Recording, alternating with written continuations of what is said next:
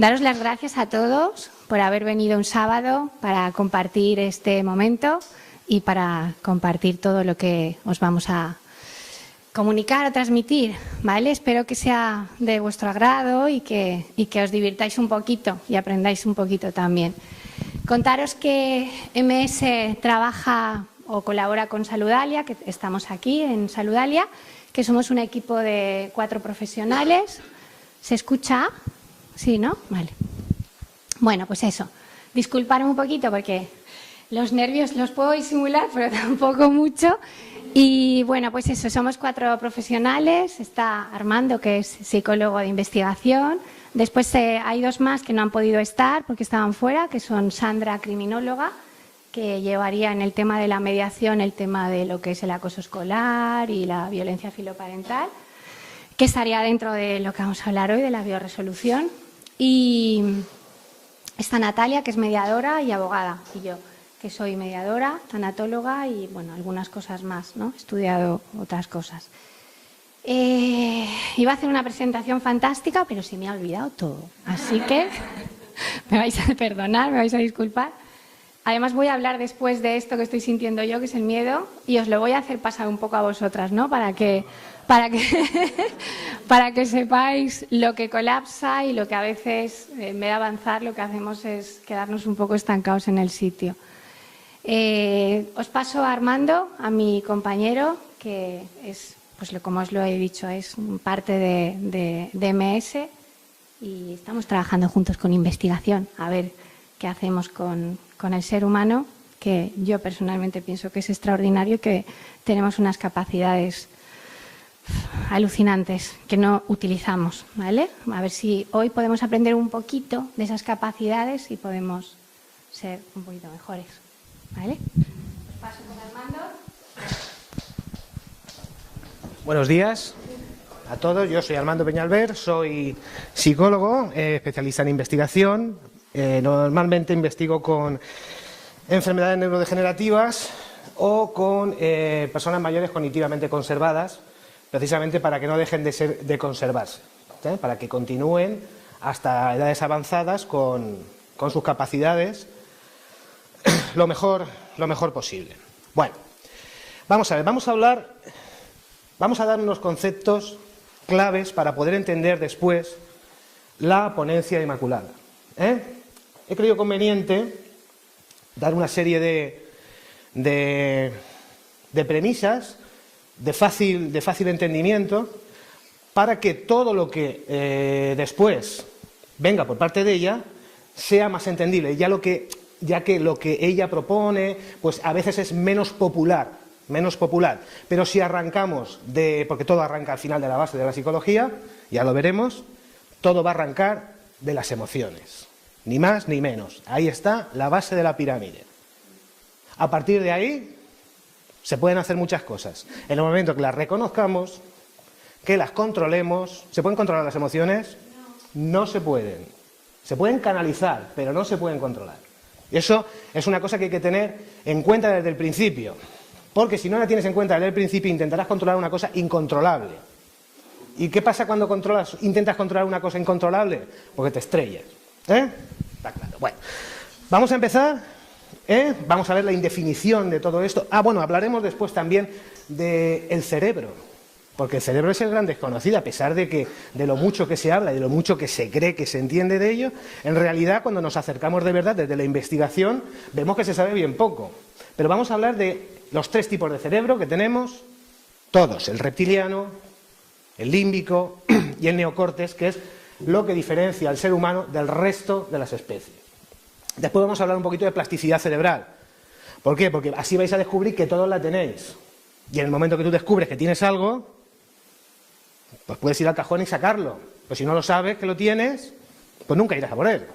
Y después también haremos una referencia a la programación neurolingüística, desmenuzando en 2 o 3 láminas, pero lo que es. O sea, ¿qué significa la P? ¿Qué significa la N? ¿Qué significa la L? Porque habrá gente que lo sepa, pero habrá gente que eso de programación neurolingüística le suene un poco a un nombre muy largo. Daremos algún consejo para controlar la ansiedad de la manera más sencilla posible, de la manera más... Solo hay que ponerlo en práctica, ¿eh? O sea, que no hay ni que comprarlo, ni nada de nada. Solamente hay que ponerlo en práctica y encima todo lo tenemos en nuestro repertorio. Que eso es lo que yo quiero que tengáis en cuenta. Que todo lo que vamos a decir aquí lo tenemos en el repertorio. Otra cosa es que lo utilicemos. Pero que todos lo tenemos, eso por supuesto que sí. ¿De acuerdo? Pues vamos a empezar. Yo no estoy acostumbrado a hablar con micro en la mano. Así es que, si de vez en cuando me voy así, perdonadme. Sobre todo los técnicos. Bueno, vamos a ver. Emociones. Aquí se va a centrar, al fin y al cabo, todo lo que yo voy a decir, todo lo que va a decir Inmaculada y todo lo que en cursos o talleres posteriores vamos a hacer. Por eso, vamos a ver. Mira, hay muchísimas definiciones de emociones. Si cogiéramos 8 libros sobre emociones, encontraríamos 8 definiciones, parecidas pero con diferencias. Si cogiéramos 16, 16. Entonces, vamos a ver, tenemos, extraído de la literatura, emociones son agitaciones del ánimo producidas por ideas, recuerdos, apetitos, deseos, sentimientos o pasiones. Bien, vale. Pues todavía no me han explicado qué son. Estados afectivos de mayor o menor intensidad y de corta duración. Bueno, corta duración depende de lo que se entienda por corta duración.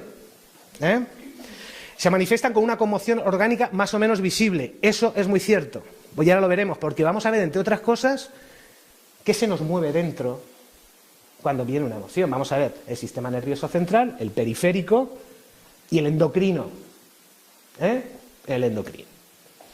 Conmoción afectiva de carácter intenso, pero tampoco hace referencia a qué tipo de intensidad. O sea, alta, intenso, lo puede ser muy intenso también. Y agitación del ánimo acompañada de una fuerte conmoción somática. Conmoción somática siempre existe, siempre. Siempre que tenemos una emoción, tenemos una conmoción somática. Quiere decir que fisiológicamente experimentamos unos cambios inevitables. ¿Por qué? Porque no se pueden controlar.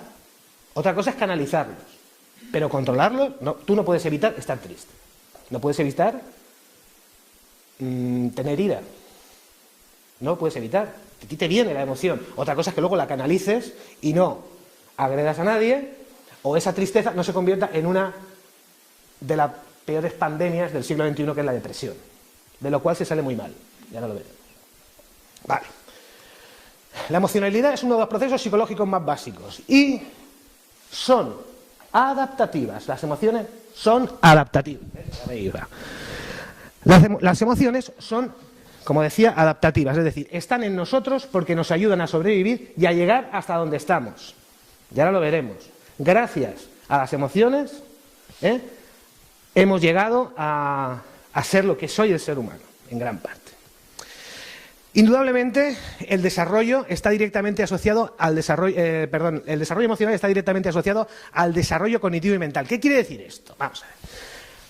Cuando se nos presenta una emoción y tenemos algún tipo de conducta al respecto, eso queda impreso en nuestro acervo conductual. Y en la misma situación, cuando nos vuelva a pasar, probablemente actuemos de la misma manera. Eso es lo que quiere decir. Y al final nos desarrollamos con esa personalidad y con esos patrones conductuales. Eso es lo que quiere decir. Vale. La definición que da la Real Academia de la Lengua Española, que ahora últimamente está muy de moda. Alteración del ánimo intensa y pasajera, agradable o penosa, que va acompañada de cierta conmoción somática.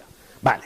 Luego, Antonio Damasio, que ha sido uno de los psicólogos más influyentes del siglo XX, dice que los sentimientos son la representación mental de los cambios orgánicos presentes en una emoción. Ya estamos otra vez con los cambios orgánicos. Y aquí vamos a hablar mucho de cambio orgánico porque estamos hablando de bioresolución. Y bio quiere decir vida.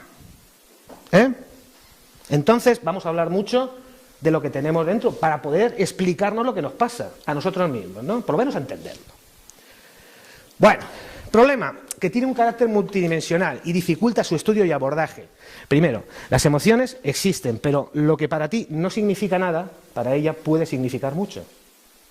Eso ya sería una variable difícil de estudiar. Difícil de estudiar. Cada definición dada de este concepto viene sustentada por un marco teórico. Es que en el tema de las emociones, por eso hay tanta indefinición, porque hay mucho marco teórico. Entonces, a la hora de, como no hay una definición consensuada, a la hora de investigar sobre las emociones, recoger toda la literatura que habla de ella para poder hacer un pequeño metaanálisis, digamos, o un análisis serio, es muy complicado porque las variables son múltiples y cuanto más variables tiene una investigación, mucho más difícil de llevarla a cabo es. ¿Por qué? Por su multidimensionalidad y porque cada persona lo vive de una manera. Entonces tú puedes coger una muestra de 100 personas y detectar que esta emoción se vive de esta manera, pero es que dentro de 3 meses coge otra de otras 100 y a lo mejor hay unas variaciones bastante importantes. Entonces el abordaje es muy complicado. Concepto carente de límites. Las definiciones actuales intentan englobar todos los aspectos, todo lo que decía, que se han ido nombrando en las anteriores, en un afán de abarcar la mayor cantidad posible de variables que presentan las emociones. Con lo cual, los estudios se tornan eternos y muy complicados. Luego, como hay mucho marco teórico, cuando una teoría arroja unos resultados, llega otra teoría y dice, pues, está bien, pero aquí nosotros hemos investigado otra cosa total, que es una cosa que no está en constante movimiento. No es como otro tipo de cosas que, bueno, se investiga, se sacan unos parámetros y esto es lo que hay. Y normalmente, cuando se replica la investigación, van saliendo los mismos parámetros que salían en la investigación primigenia. Vale.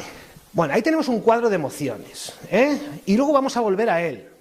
Vamos a volver a él porque como vamos a ver lo que son las emociones primarias y las básicas o y las secundarias, después vamos a volver a ver si nos hemos enterado y a ver si distinguimos. Bueno, vamos a hablar de la multidimensionalidad de las emociones para que todos sepamos qué es lo que tenemos y cómo viene. Hay un y gracias a Dios, esto es un consenso común. Esto es de lo que se puede extraer de las investigaciones, sí que hay un consenso común entre la comunidad científica, por el cual se acepta que las emociones tienen un triple sistema de respuesta. Por eso es multidimensional. Tiene varias dimensiones. Vale. Triple sistema. La activación fisiológica. Sistema neurofisiológico endocrino. Cambios en el sistema nervioso central, cerebro. Sistema nervioso periférico. En el sistema nervioso periférico están las neuronas que se extienden fuera del sistema nervioso central, por ejemplo, las efectoras, los músculos. Y luego el sistema endocrino. ¿Habéis oído eso de se me ha disparado la adrenalina? Pues es verdad. En un momento, a lo mejor, de cierta tensión, o para afrontar algo realmente, pues nuestras glándulas suprarrenales, ¡plaf!, emiten en gran cantidad, o la cantidad que sea necesaria en ese momento, una hormona, como la adrenalina, por ejemplo, para que nosotros podamos actuar. Esto para que se entienda así a grandes rasgos y no extenderme mucho porque esto sí que es complicado. Variaciones en el tono muscular, la respiración, la circulación y la velocidad de procesamiento mental. Esta es la que más adaptación nos ha dado, porque nos ha dicho lo que tenemos que hacer en el momento que tenemos que hacer y lo más rápido posible. Cuando nos hemos enfrentado a una emoción por un ataque, por ejemplo, una de las cosas que primero se pone en marcha es nuestra velocidad de procesamiento mental para saber si huyo, lo afronto o qué tengo que hacer, pero cuanto antes, porque si me espero, a lo mejor me espero para siempre. ¿Vale? Pero esto se da a una velocidad increíble. Es enseguida, es inmediato. En cuanto sentimos la emoción, varía todo esto varía en cuestión de un segundo. Por eso muchas veces el shock puede ser tan grande que te quedes bloqueado. No aguanta ese disparo, no lo aguanta y te quedas bloqueado o incluso te puedes hasta desmayar. Nos prepara para la acción. En cambios fuertes, moderados, puede dar sensación de parálisis, que de momento te quedas, sobre todo con el miedo, te quedas parado, es que no sabes qué hacer, es que en ese momento estás bloqueado porque el disparo ha sido demasiado, no lo has aguantado en ese momento. En ocasiones extremas puede subir un bloqueo total. ¿A quién no le ha pasado? ¿A quién no le ha pasado, por ejemplo? Adelante.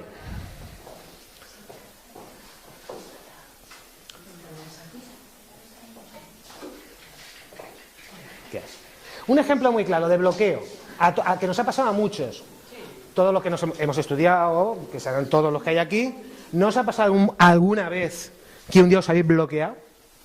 Pero total, dice, es que me lo sé, pero estoy en blanco, estoy en blanco, eso existe. Estás bloqueado. Te acaba de bloquear el miedo. El miedo al fracaso, la incertidumbre, que también lo veremos, muchas cosas. Muchas de las emociones secundarias que van parejas a las básicas. Vale. La conducta expresiva, la comunicación no verbal, esto es fundamental. Cuando estamos iracundos, ¿cómo nos movemos? ¿Cómo fruncimos el ceño? ¿Cómo nos dirigimos a la persona? También estamos intentando modular su comportamiento, el comportamiento de la persona con nuestros gestos, para que se dé cuenta, por ejemplo, que o estoy enfadado, o estoy triste, o estoy alegre, o estoy enamorado, o estoy muchas cosas. Las posturas y los cambios de tonalidad, no se habla lo mismo cuando estás enfadado que cuando estás triste. Cuando estás triste tu voz es mucho más lánguida, ¿no? Cuando hablas, y cuando estás enfadado tiendes a subir al tono de voz y a elevarlo, y a bajarlo, pero a elevarlo otra vez. ¿Para qué? Para modular la conducta del receptor. Vale. Función primordial, modular el comportamiento, ya lo he dicho. ¿Vale? ¿Estamos de acuerdo? Bueno, esto es todo un mundo, esto de la comunicación no verbal. Si tenemos previsto hacer, porque hoy es como una pequeña introducción de muchas cosas, pero sí que tenemos hacer un taller de comunicación no verbal con 5 o 6 cosas básicas que es que os van a ayudar muchísimo, porque la comunicación no verbal es amplísima, entonces fijarse en todo, hay que ser un experto, ¿no? Y luego hay mucho de interpretación también, mucho de interpretación por parte de la persona que está viendo, ¿no? Pero bueno, sí que se pueden dar una serie de pautas para detectar ciertas cosas, ¿no? Y que nos sirvan para la vida. Sentimientos subjetivos. Sistema experiencial subjetivo. Sentimientos generados por una emoción, y en ocasiones dependerá de la experiencia previa. Es que cada uno ve las cosas de una manera. Si es que al fin y al cabo es eso. Es que a ti lo que te parece terrible, al de al lado, dice, pues no es para tanto. Y luego llega este y se pone triste por no sé qué, y tú dices, pues te ahogas en un vaso de agua. Por eso, ese también pertenece al triple sistema de respuesta del que estamos hablando, que luego, ahora lo ampliaremos un poquito más. Bueno, conclusiones. No se conoce exactamente qué nexo de unión existe entre los 3 sistemas. Sabemos que existe, sabemos, pero tampoco sabemos si se dan los 3 a la vez. ¿Cuál será primero? ¿O cuál será después? Para poder investigar con mayor eficacia, ¿no? No lo podemos saber. Entonces, sabemos que se dan de una forma casi conjunta y que no pueden aparecer de manera unilateral. Pero ¿a qué nivel tiene uno y qué nivel tiene el otro? Pues yo estoy seguro que depende de la persona. Ni más ni menos. Porque, visto lo visto, hay personas más expresivas o menos expresivas. Hay personas que ven las cosas de una manera y hay personas que ven las cosas de otra. Y hay personas que su cuerpo no es el mismo y reacciona de otra manera en la misma situación. ¿Que se dan? Por supuesto. ¿En qué medida se dan y cuál es primero y cuál es después? No se sabe. Hasta ahora. Ahora, ¿qué función tienen las emociones? Porque aquí, claro, hablamos de las emociones, pero claro, aquí siempre hay que darle una utilidad a lo que estemos viendo. Todo lo que vamos a ver tiene una utilidad, de alguna manera.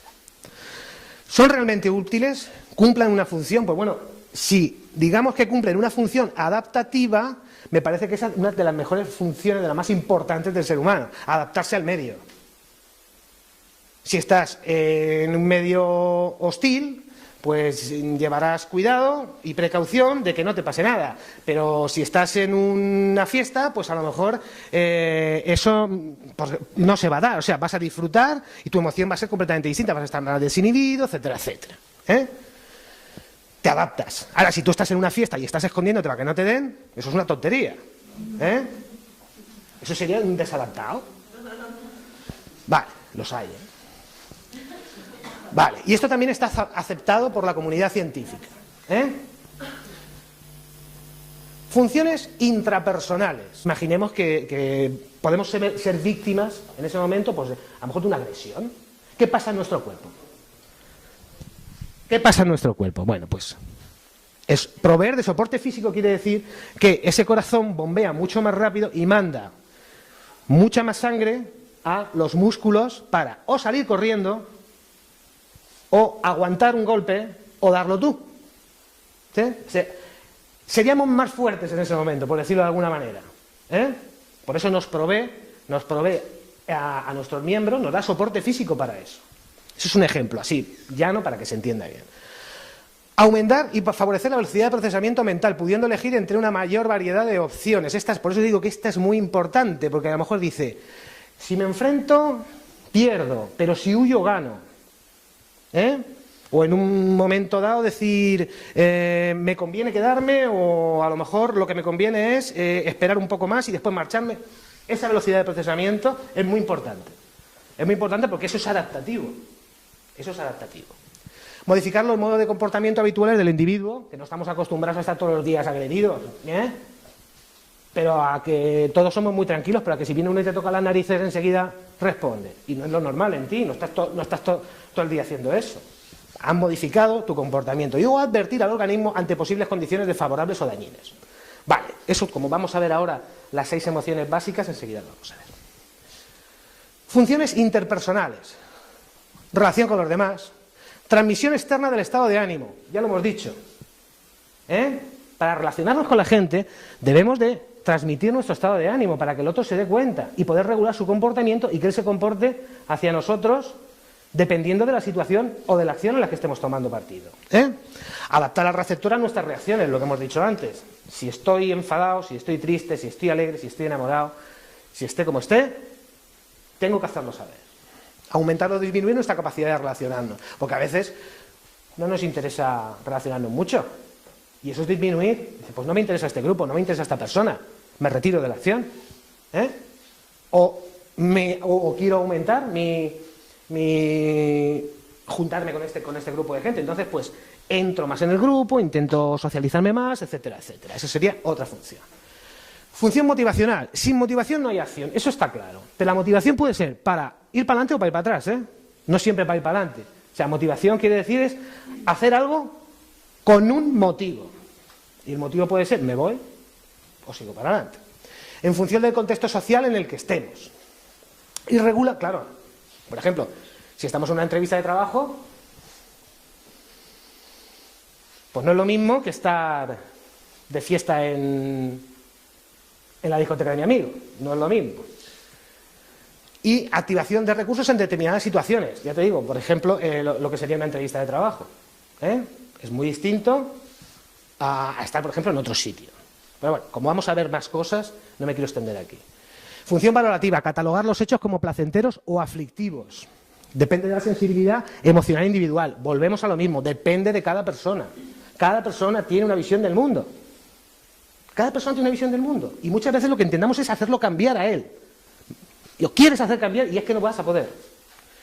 Valorar la relevancia de los estímulos que recibimos. Esto, por ejemplo, se da mucho en la sorpresa. Luego lo vamos a ver, ¿no? Cuando tenemos una sorpresa, lo primero es una emoción que es valorativa, ¿no? Arqueamos las cejas, abrimos la boca y vemos qué pasa. Si no pasa nada, si es agradable, alegría. Y si es desagradable, huida. Pero es una emoción valorativa. Muy importante, por ejemplo. Muy importante, de verdad que sí. Entonces se considera que la funcionalidad o disfuncionalidad de las emociones, porque pueden ser funcionales o disfuncionales, dependiendo el grado en que nos asistan, dada por la intensidad, frecuencia, duración o aparición inapropiada. Es decir, depende de la valoración que hagamos en el momento y contexto. ¿Es siempre la ira inapropiada? No. Venga, un ejemplo, a ver, ¿quién me pone un ejemplo? La ira. Un momento apropiado. Pues una entrevista no es apropiado, ¿no? No, hombre, coges al entrevistador y le dices 4 cosas, por ejemplo, porque puede ser disuasorio, el otro ve y dice, no, esto no es como yo me lo pensaba. O puedes afrontarlo en ese momento y salir airoso del tema. Si no lo haces, pues serás agredido, por ejemplo. O sea, la ira no es siempre inapropiada. Lo que pasa es que, claro, una ira desmedida en cualquier momento, pues eso es un problema. Vamos a ver. Entonces, el proceso emocional, ¿cómo se da? Primero percibimos. Después evaluamos. ¿Me gusta, no me gusta? Cambios fisiológicos siempre existen, pero es que esto se da en nada de tiempo. Expresión motora. Nuestro sistema periférico empieza a recibir información y empezamos con los cambios gestuales o con la marcha hacia adelante o con la marcha hacia atrás, dependiendo. Efectos motivadores, pero para seguir o para retirarnos. La palabra motivación no quiere decir siempre adelante, podemos tener motivos para retirarnos de la acción. Sentimientos subjetivos, por supuesto, cada uno aquí piensa lo que quiere, nosotros lo veremos de una manera, otra persona lo verá de otra, y luego el afrontamiento. El afrontamiento puede ser o afronto para adelante o afronto para atrás. O sea, afrontamiento también es decir, me retiro de aquí porque me voy a salir perjudicado. Y también es un método de afrontamiento. Clasificación de las emociones. Dificultades para la unanimidad por parte de la... Otra vez, siempre con las dificultades con las emociones porque es una cosa complicada. A partir de combinaciones de cierta intensidad de las emociones primarias se descuelgan el resto de emociones. Ahí tenemos las 6 emociones básicas. Y estas son las fotos originales que sacó el señor Ekman, que era uno de los psicólogos más influyentes del siglo XX, que son universales, es decir, se dan en todas las culturas. En todas las culturas tenemos la emoción de ira, el asco, la alegría, el miedo, la tristeza y la sorpresa. En un principio eran 4, después la amplió a 6. Y las fotos son en blanco y negro porque esto es del año de la polca, o sea, ya lo hice hace tiempo. Son terribles, cogí a los 6 más feos de Estados Unidos y los puso ahí. ¿Sabes? Pero bueno, sabríamos distinguir esta que es y esa.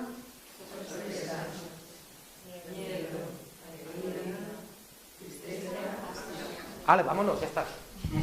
Sabéis perfectamente. Vale, fíjate, nosotros lo reconocemos enseguida. Existen trastornos de trastornos mentales que esto no lo reconocen. Entonces, claro, imaginaros lo que es no poder reconocer eso en tu vida diaria. Si una persona está triste, si está alegre, si te está diciendo una cosa de una manera, por ejemplo, el autismo.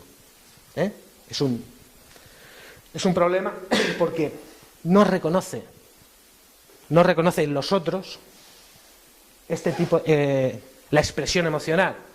Por lo tanto, la convivencia evidentemente se deteriora mucho.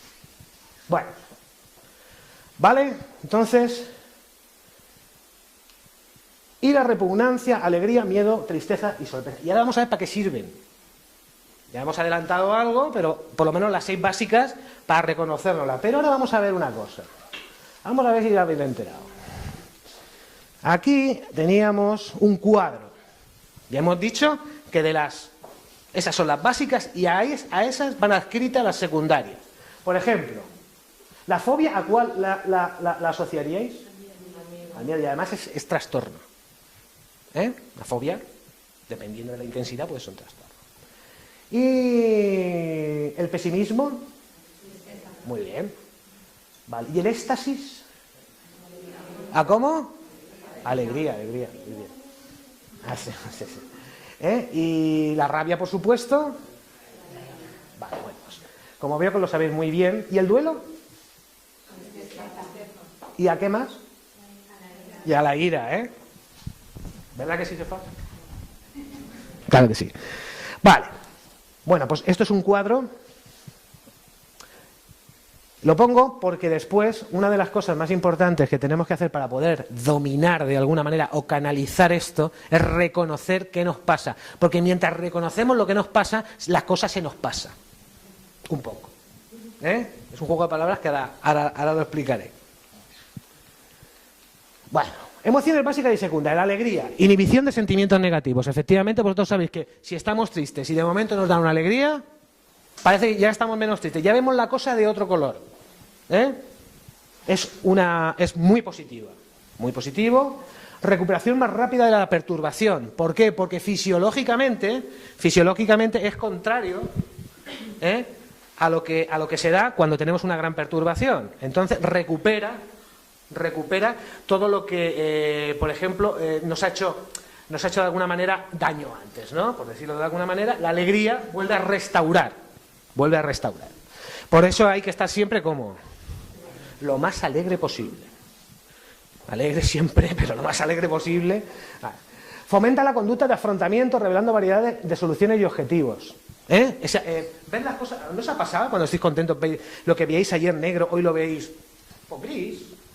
o más tirando al blanco, y tener razón. O sea, esto sin irnos al extremo, por ejemplo, de la manía, que eso es un estado de alegría desbordada y permanente, que lo único que te hace es salirte fuera de la norma, y no estar con los pies en el suelo. Por eso siempre pongo el caso extremo. Bueno, satisfacción, deleite, éxtasis y rapto. Rapto no quiere decir que vayan a raptar a nadie. Rapto es la comunión mística con Dios. Mucha gente está alegre porque está conectado con el Altísimo y existe dentro de la literatura, lo nombran varias veces y por eso lo pongo. ¿Vale? Pues alegría. El asco. El asco es una de las cosas que mejor nos ha adaptado. Es un gesto universal. Transmite el mensaje de que algo resulta literal o metafóricamente repulsivo para el gusto o para el olfato. Reacciones gastrointestinales desagradables, náusea. Cuando tenemos náusea no podemos comer. Fijaros si es adaptativo.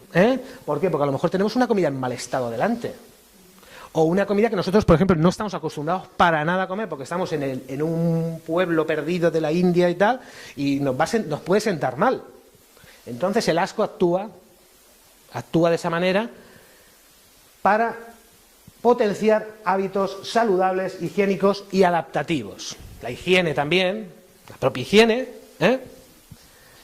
Secundarias, la aversión, desprecio, recelo.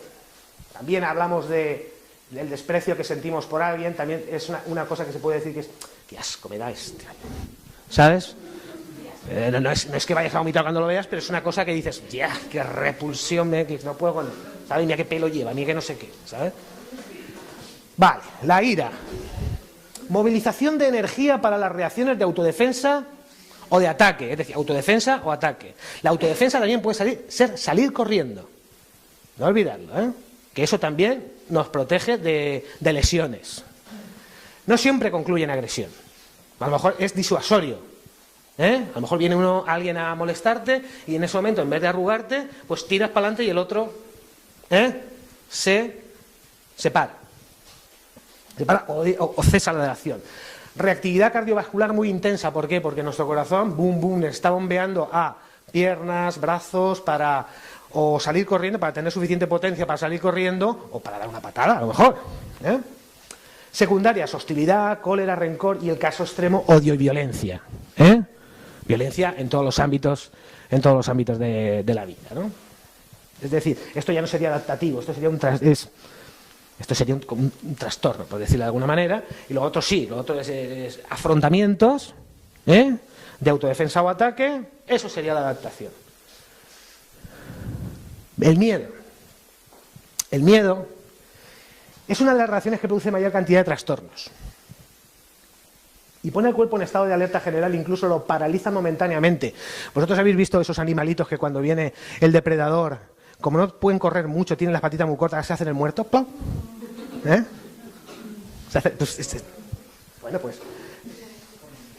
Es una manera de adaptarse, porque quiere decir, el depredador pase, tú sigues vivo, ¿sabes? Si no, pues estarías muerto y habrías dejado de adaptarte y de todo. Una de las emociones que más ha hecho por la evolución humana es que el miedo, a pesar de lo que pensamos, es lo que nos ha hecho estar donde estamos. Tener la suficiente precaución como para evitar ciertas cosas que hubieran hecho desaparecer a la especie. Cuando un compañero veía a un señor con una lanza enfrentarse a un mamut y lo pisaba, entonces decía, ya no voy, yo tengo miedo. Claro. Y entonces ese se adaptaba y sobrevivía y luego se lo contaba a sus hijos, no te acerques al mamut a menos de 3 metros que te pisa. ¿Verdad? Es así, ¿vale? Ha hecho mucho por nosotros. Lo que pasa es que el miedo, cuando te desborda, te paraliza y te deja bloqueado.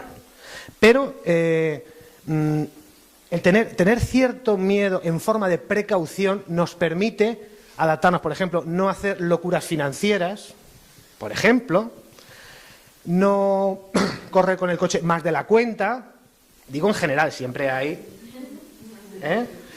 y poder seguir viviendo durante muchos años, ¿no? Y luego explicarle a los nuestros que si haces esto te puede pasar esto, pero en forma de precaución, ¿no? No que se desborde. Como secundaria tiene la peor dimensión tolerada por el ser humano. Lo peor es la incertidumbre. Yo tengo una ponencia solo de la incertidumbre, porque es que se podían escribir tratados enteros. Es lo peor tolerado por el ser humano, el no saber qué va a pasar. Ya, pero eso forma parte de la vida de cada segundo. Sí, pero si te desborda, no harías nada. Si tú en todo todo es incierto y todo es incertidumbre, ahí no hago esto porque no sé qué va a pasar. Ahí no hago esto porque no sé qué va a pasar. Ahí ya no estás siendo adaptativo, porque entonces no harías nada. No harías nada. O sea, es muy el tema de qué pasará con mis hijos, qué pasará con mi salud, qué pasará con mi dinero, qué pasará con mi trabajo. Esa incertidumbre, eso es lo peor tolerado por el ser humano. Porque te lleva a trastornos. A trastornos como la ansiedad, el estrés, la depresión y todo ese tipo de trastornos tan desadaptativos en los tiempos que corren. Caso extremo, la fobia y el pánico. El pánico, pues imagínate lo que es el pánico, paralizar, total, completamente. Bueno, la sorpresa. Aparece de forma inmediata ante una situación novedosa o extraña, dejando paso a las emociones congruentes con dicha estimulación. Por ejemplo, si ahora cogemos y vemos ahí una sombra pegando golpes, y abren la puerta y de momento sale un payaso. Pero no, de momento sale Freddy Krueger. ¿Sabes? Valoramos la situación en ese momento y dependiendo de lo que nosotros valoremos, así actuamos. Es muy importante porque la atención y la memoria de trabajo, hay un incremento en la atención y en la memoria de trabajo. ¿Qué quiere decir? La memoria de trabajo es la memoria inmediata, o sea, lo que tenemos, lo primero que tenemos. No es la memoria a corto plazo. La memoria de trabajo es, por ejemplo, cuando estamos haciendo una suma y estamos 5 y 8, 13, 5 y 18, llevo una. Y te lo guardas en la memoria de trabajo y luego sigues. Cuando se acaba la suma te olvidas del tema. O sea, sirve para trabajar y para procesar lo del momento, lo que estamos atendiendo en ese momento. Igual cuando estamos leyendo. Si no tuviéramos memoria de trabajo, cuando vamos por la tercera línea no sabemos por dónde vamos. Si no, vamos encadenando. Bueno, pues la sorpresa aumenta la actividad de la atención y de la memoria de trabajo. Para poder valorar si esto es bueno, esto es malo, o esto es regular, y cómo actúo. Va. Secundarios, asombro, desconcierto, admiración. Bueno, esto tampoco puede ser así como muy desadaptativo, porque admiración, hombre, si admiran mucho y te crees todo lo que dice uno, pues va. Pero bueno, tampoco es una emoción que da paso a las siguientes. Tristeza, no siempre es negativa, no siempre, necesitamos estar tristes de vez en cuando, Brinda la oportunidad de llorar una pérdida o una esperanza frustrada. Sopesar sus consecuencias, ¿por qué? Porque la tristeza nos paraliza, o sea, nos deja quietos y nos da para pensar. Siempre que sea de forma adaptativa, que no lleguemos aquí. Que no la sostengamos mucho tiempo y lleguemos a una depresión. Nos da para planificar cuando la energía retorna un nuevo comienzo. Reflexionamos, a lo mejor os ha pasado que estáis un par de días así, es que estoy con la depre, que estoy triste y tal, y después habéis renacido un poco, así como con el mismo problema, o sea, lo has valorado. Y luego veréis como todo esto, no hace falta que apuntéis ni nada, porque esto lo tenemos todos en nuestro acervo conductual. O sea, lo vais a entender a la primera, y después lo vamos a resumir en una frase. Bueno, es entrenable como todo, Cuando viene hay que entrenarlo, No hay nada, a mí no me sale un músculo así si no voy al gimnasio. Y no me va a salir nunca porque no voy. Es entrenable. Requiere práctica y en consulta siempre se aconseja, yo siempre la consulta, vamos a practicar, a ver si te entra en la cabeza, al final entra. Porque con la práctica las cosas pasan una cosa, se automatizan. ¿Os acordáis la primera vez que cogisteis un coche? El pie, el espejo, la mano, el volante.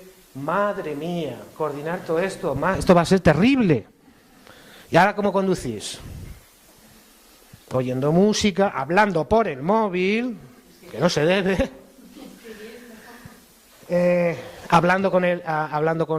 Oyendo música, hablando con el copiloto, incluso con un escándalo fenomenal dentro del coche. Nosotros vamos conduciendo de manera automatizada. Vale. ideales para personas con dificultades, tanto en la expresión como en el sentimiento manejo. No es que haya un tipo de... Bueno, sí, hay un tipo de personas que no controlan absolutamente nada, pero a todos nos ha pasado alguna vez. Que hemos descontrolado. Dice, es que se me ha ido la perola, se me ha ido la olla. ¿Quién no lo ha dicho alguna vez? Y eso es que la emoción no lo has controlado. Simple y llanamente. ¿La dentadura?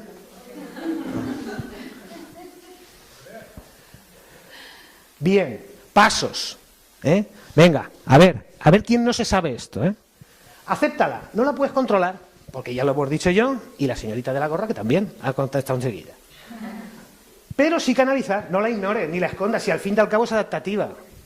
Al fin y al cabo es adaptativa. Y eso es lo que tenemos que tener en cuenta, que esa emoción es adaptativa y que si viene es por algo, porque detrás de eso va a venir una acción, por nuestra parte.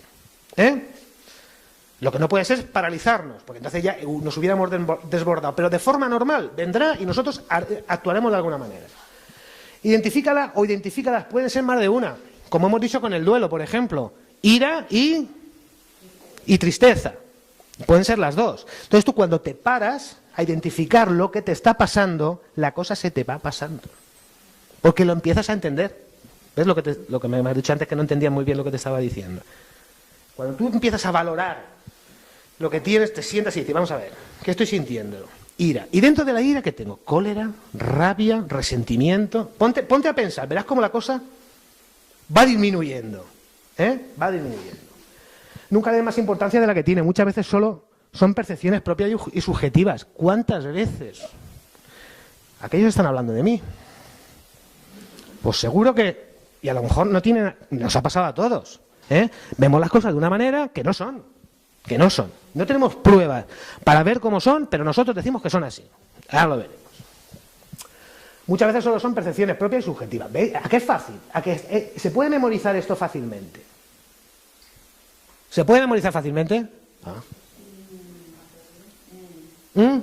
problema que tengo es la percepción. Bueno, ¿cómo percepción? ¿Que no entiendes la palabra percepción? La percepción está todo. Claro, pero es que ahora verás como esto finaliza con una frase, al final de la ponencia verás cómo me dices, ya la sacas. Porque el tema de la percepción es muy importante, porque depende de cómo percibas tú las cosas, pero quiere decir, cuando tú ¿siempre es verdad lo que percibes? No, para ti sí. Para ti sí, vale. Y después resulta que no es así, y es adaptativo o desadaptativo. Adaptativo no, desadaptativo total. Porque si tú estás creyendo que está pasando una cosa que no está pasando, y después, ¿qué pasa? ¿Que nadie te lo puede hacer ver? Te digo, oye, no, te has equivocado, es que esto era así. Puede ser, ¿ves? Una manera subjetiva de ver la vida. Subjetiva no, a tu modo. A tu modo. Vale. No permitas que te perjudique, es transitoria, siempre es transitoria. Durará más o menos, pero es transitoria. Y en mucha medida será lo que tú quieras que dure. Lo que tú quieras que dure. Si la vives, la aceptas, tomarás el control de la situación. Ahora, una cosa muy importante, disminuye tu acción fisiológica, disminúyela, porque estás muy alterado, muy alterada, estás muy alterada y no te deja, tu cerebro está demasiado ocupado con bajarte a la tierra, o sea, que cojas tu línea base otra vez. Entonces, desactivando esa activación, valga la redundancia, fisiológica, céntrate en la respiración, porque cuando nos centramos en la respiración es una cosa fundamental, porque si no nos moriríamos. Entonces tú cuando te centras en la respiración, entonces, da igual que la hagas mejor, que la hagas peor, pero el cerebro se va ahí, se va, dice, voy a controlar la respiración, como no podemos hacer dos cosas a la vez, porque no estamos preparados. El cerebro en ese momento te ayuda en ese momento, con lo cual te dará la posibilidad de reevaluar la situación y procesar de nuevo. Esto siempre es así y siempre da resultado. Pasa que hay que entrenarlo. Y al final todo esto se resume en una frase que todos decimos y nadie hace. Cuenta hasta 10 y respira. ¿Verdad? Pues es esto. Para que si lo digo yo que soy psicólogo, pues parece que, pues no, es lo mismo. Todo, quiero decir con esto, que todo lo tenemos en nuestro sí. A mí cuando dices lo de vívela y acéptala, yo me lo tengo por el otro lado. Pero es que eso es lo que no tienes que hacer. O sea, yo, si tengo rabia, el vívela es como, bueno, pues ya me la dejo llegar. Bueno, pero vamos a ver, pero no de una manera desadaptativa, o sea, no te pongas en medio de la plaza del pueblo a decir, la vida es no sé qué, no sé cuánto, sino vivénciala, pero en un sitio donde lo puedas hacer. O vamos a ver, a lo mejor tu amiga del alma, y se lo cuentas a ella, hay que ver lo que me ha hecho el tío este, no sé qué, no sé cuánto, y ahí lo sacas, la vives y lo aceptas. Pero claro, si lo haces de una manera desadaptativa, pues al final serás perjudicada tú. Ahí, eso es una manera de controlar, o sea, el decir, espérate, me voy aquí y aquí chillo. ¿Tú has visto esos que se van en medio del campo y pegan un grito? ¡Ah! Dices, qué bien, ya está. Pues eso es controlar. Eso es controlar, ¿has entendido ahora? ¿Perdón? ¿Hasta 10 o hasta 20?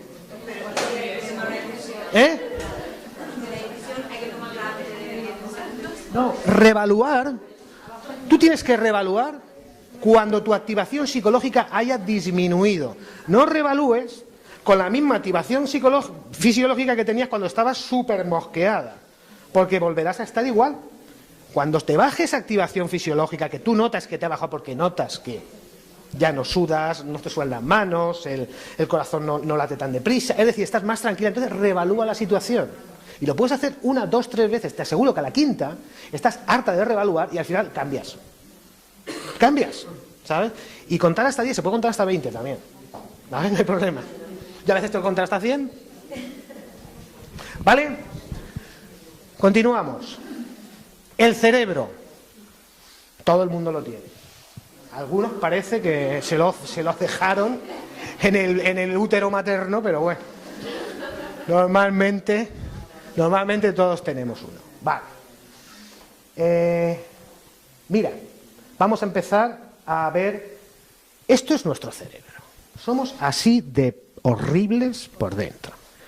Nuestro cerebro reptiliano, nuestro cerebro mamífero o límbico, esto es la evolución, ha evolucionado así el cerebro, ¿no? El cerebro humano y el lóbulo prefrontal. Aquí está el córtex prefrontal. Esto es lo que nos distingue de cualquier especie, porque ahí está una cosa que se llaman las funciones ejecutivas del ser humano: planificación, lenguaje, flexibilidad mental, memoria de trabajo, todo está ahí.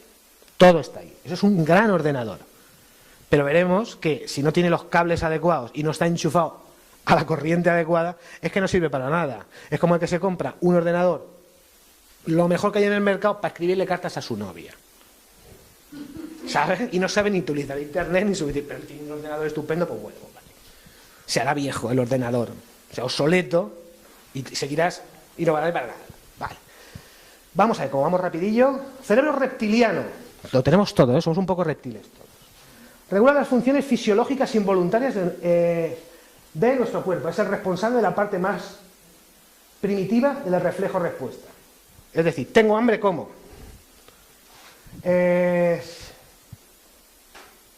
Respirar involuntariamente. No somos conscientes de respiración.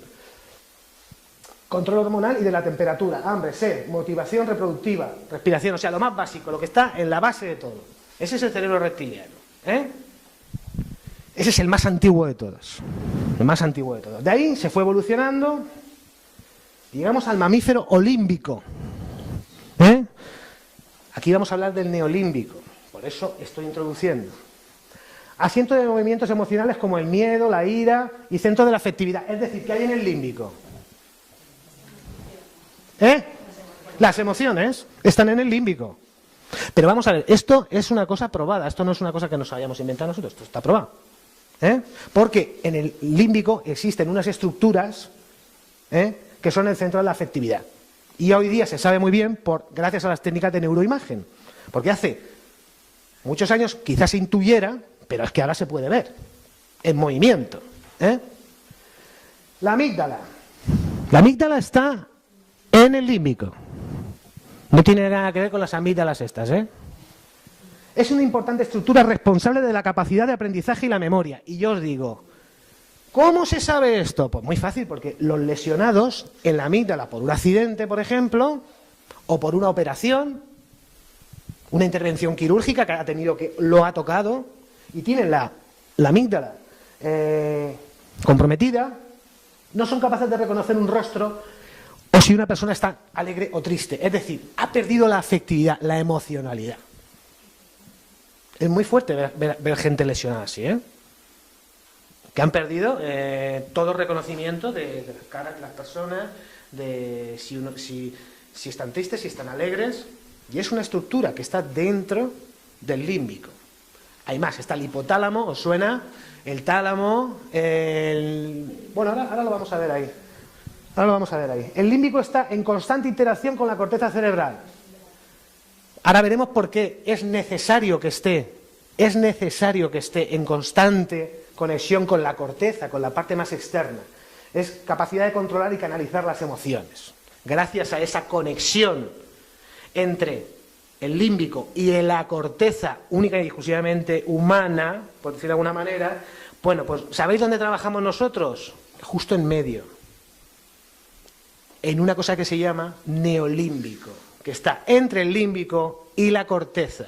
Es ahí donde nosotros, esa canalización emocional en la que nosotros investigamos y en la que nosotros estamos, digamos, creemos firmemente en que es ahí donde se debe de controlar el tema, ¿verdad? Ese es el límbico. Tiene muchas, está la amígdala, bueno, hipotálamo, hipocampo, tálamo, pituitaria. El sentido del olfato, que está directamente conectado al límbico, es el que regula nuestras emociones, ¿eh?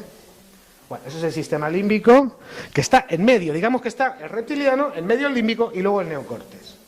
Neocórtex envuelve los demás cerebros, los envuelve todos. Denota lo más distintivo del ser humano: la planificación, el lenguaje, la flexibilidad mental, la capacidad de síntesis y la abstracción. Estas son características evidentemente humanas. Los primates también tienen un córtex, nosotros somos primates, pero no llega a la altura de lo que nosotros fundamos familias, incluso partidos políticos, ciudades, aprendemos idiomas. Un mono no aprende un idioma, aprenderá tal, pero no es capaz de aprender una lengua. Nosotros, gracias a nuestro neocórtex. Por sí mismo y sin la participación del límbico, sería como una computadora muy potente. Vale, ¿qué pasa? El límbico manda emociones y el neocórtex es el que racionaliza lo que hay y lo que no hay que hacer. Porque si no existiera eso, las emociones estarían absolutamente descontroladas, porque no habría nada que diera cuenta de una regulación en un momento dado. No habría nada. Gracias a Dios nosotros tenemos esa estructura y en medio las conexiones existentes entre el cerebro y el límbico, y el límbico y el neocórtex, es lo que nosotros llamamos neolímbico, y es ahí donde trabajamos, en cómo pasan de aquí a aquí las emociones y cómo se regulan. ¿Para qué? Para una mejor adaptación, para vivir de otra manera. Cambiar incluso la filosofía en algunos campos de nuestra vida, cambiar la filosofía ética. Bueno. Plasticidad cerebral. Hasta hace poco se creía que nosotros nacíamos con un mogollón de neuronas y que se iban muriendo todas, ¿no? Y llegábamos a viejecitos con muy poca población neuronal. Pues no es así. No es así, y además eso lo puedo yo atestiguar porque eso sí que lo he investigado y eso sí que lo he podido comprobar con mis pacientes. Existe plasticidad cerebral hasta bien entrada la octava década de vida, incluso más. Incluso hay estudios, ¿no es así?, que incluso dan plasticidad cerebral en la novena década de vida. Vamos a hacer unos conceptos fundamentales, porque aquí vamos a hablar de cosas y tal, y entonces, por si alguno se interesa, que se interesará por esto, voy a dar unos conceptos, para que vayamos introduciéndonos en lo que es la plasticidad cerebral, el PNL y tal y cual. La neurona, la unidad funcional y estructural del sistema nervioso, que produce y transmite el impulso nervioso. Tenemos 100.000 millones de neuronas solo aquí. La sinapsis, pues lo que une neurona con neurona. Lo que une neurona con neurona, porque gracias a eso se conectan una con las otras, esta manda el impulso por aquí, y esta se la manda aquí, y esta se la manda aquí, y esta me la manda al pie y lo muevo. Concepto de reserva cognitiva. Esos conceptos son relativamente nuevos, pero están muy bien investigados. Además hay un grupo de españoles en una de las universidades que lo investigan muy bien y han editado varias cosas al respecto. Y sobre eso he basado yo mucha de mi investigación. Es reserva cognitiva, es reserva, ¿eh? Es la relación significativa con niveles educativos altos, actividades profesionales, ocio, actividad física y tamaño de las redes sociales. Es de origen cualitativo, es riqueza de estímulos. O sea, cuanto más riqueza de estímulos hayamos tenido en nuestra vida, más reserva cognitiva tenemos.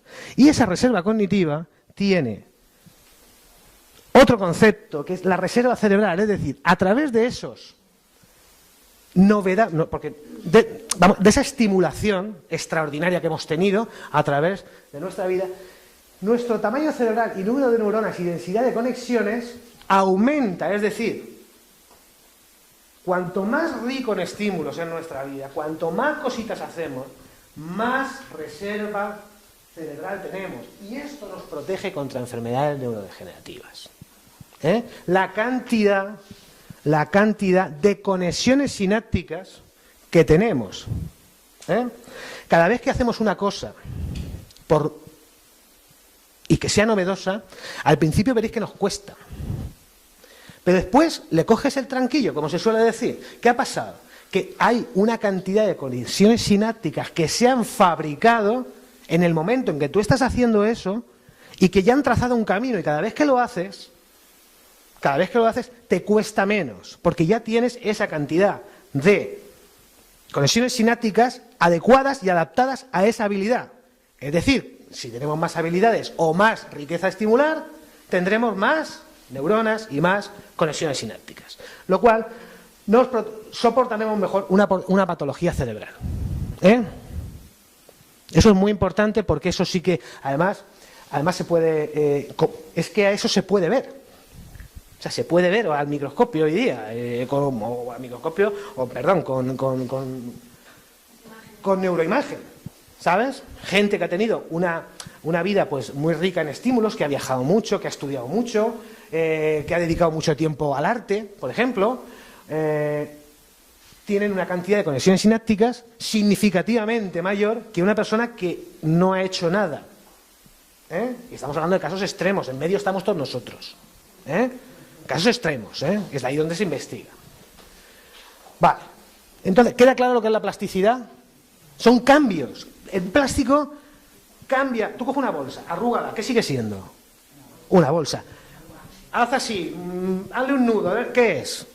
Una bolsa de plástico, pues lo que sea. Siempre, no deja de ser lo que es, ¿no? Pero le puedes dar varias formas. O un papel.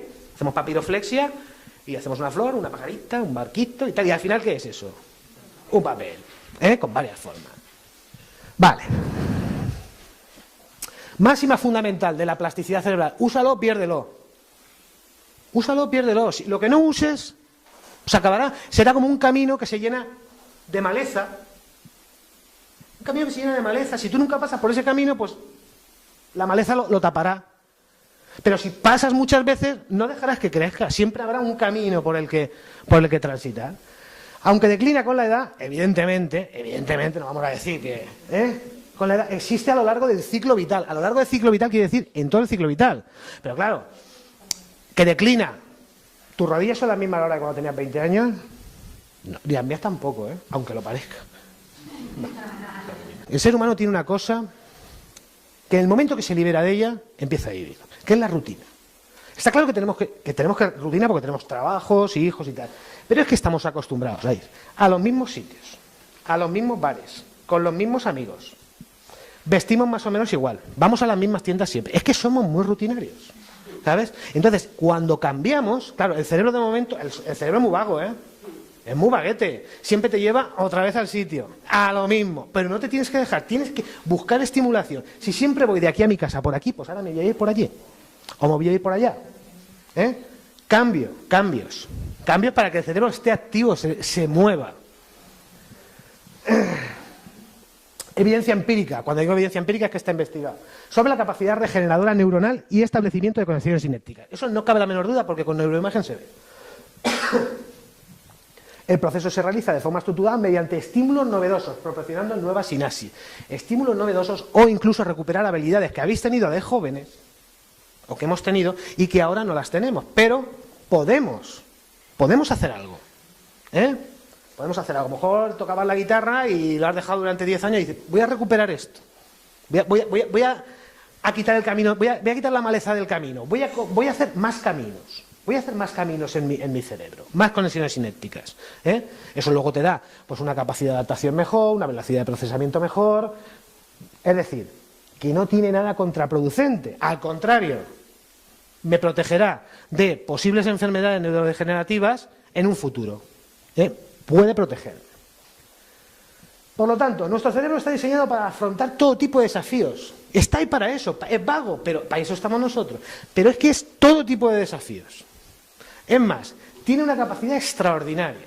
Nosotros tenemos una capacidad extraordinaria y eso tenéis que tenerlo en cuenta. Nadie en este mundo ninguna especie tiene la capacidad de adaptación que tiene el ser humano.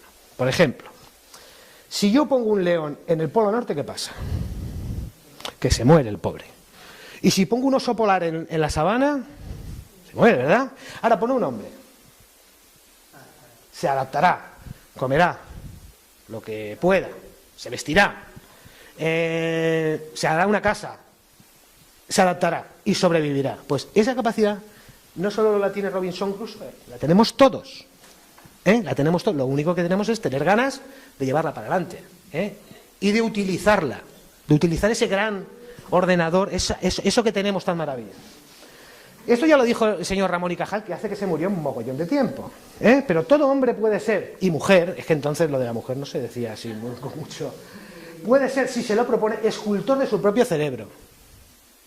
Este señor investigó muchísimo sobre la neurona y sobre las conexiones sinápticas.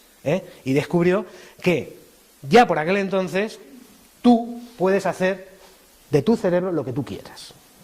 Lo que tú quieras. Programación neurolingüística, con esto estamos acabando ya, y damos un descansito, si os parece, y luego volvemos con todo lo más interesante de esto, que va a ser Inmaculada. Y por fin os vais a librar de mí. En este descanso podéis subir si queréis. No vamos a... ¿Vale? No, pero por mi culpa, no por la tuya. Me dice, no vaya a ser que salga otra vez este, ¿ya ves?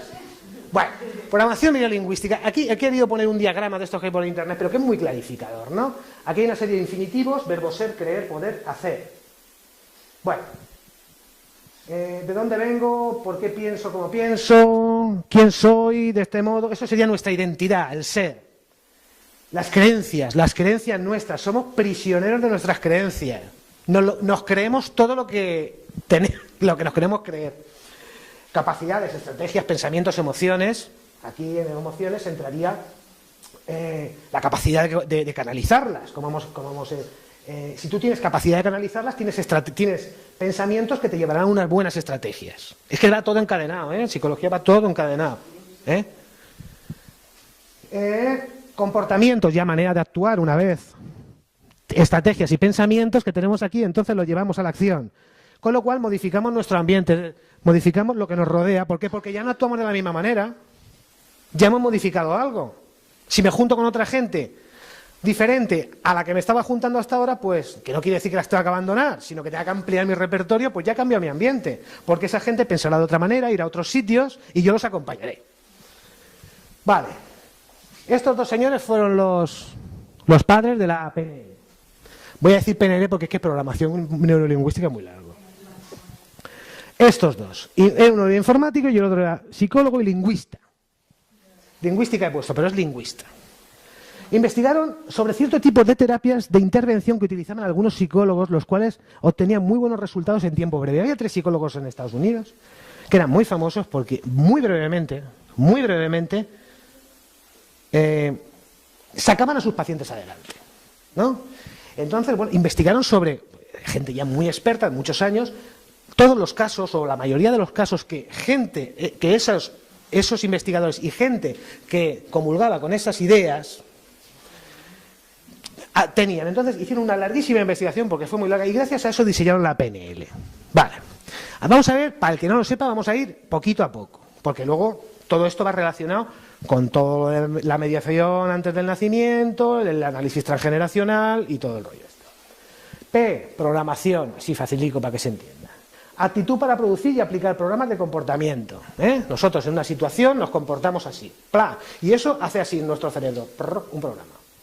llega a la misma situación dentro de 3 años y tú actúas igual porque tienes el programa. Es que tienes el programa y si no, muy parecido. Claro, si el programa es malo, siempre actuarás bien, pero si el programa es bueno, pues actuarás mejor. Es programarnos de una manera eficaz. Tener programas eficaces. Neuro, como nuestra percepción de las cosas y sucesos determinan nuestro estado emocional subjetivo. Dependiendo de cómo percibimos, así tenemos nuestro ánimo. Entonces hay que prestar mucha atención a la percepción de cómo percibimos las cosas para percibirlas de la mejor manera posible. Y luego lingüística, los sistemas de comunicación humanos, tanto verbales como no verbales. Esto es muy importante porque esto es una característica típicamente humana.